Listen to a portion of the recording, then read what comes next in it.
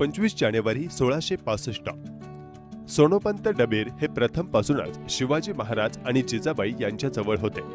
सोनोपंत डबीर राजनीतीत फार हुशार होते।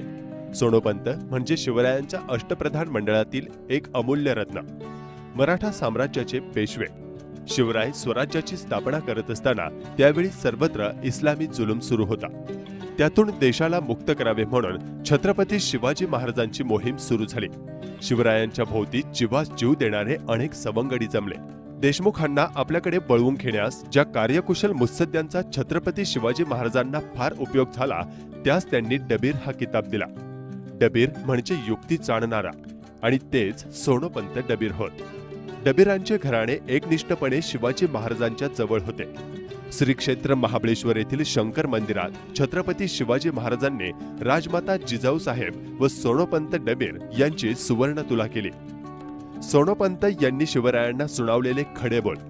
जेव्हा शहाजीराजे आदिलशहाकडे कैद होते त्यांच्या सुटकेसाठी आदिलशहाने सिंहगड किल्ला मागितला होता, तेव्हा छत्रपती शिवाजीराजे पित्यावर रुष्ट झाले होते व तेव्हा सोनोपंत डबीर यांनी त्यांचा रुसवा काढताना पराक्रमी राजालाच पृथ्वीवश होते।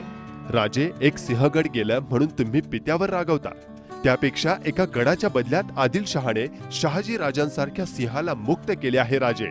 आता तुम्ही पृथ्वीवर राज्य करा।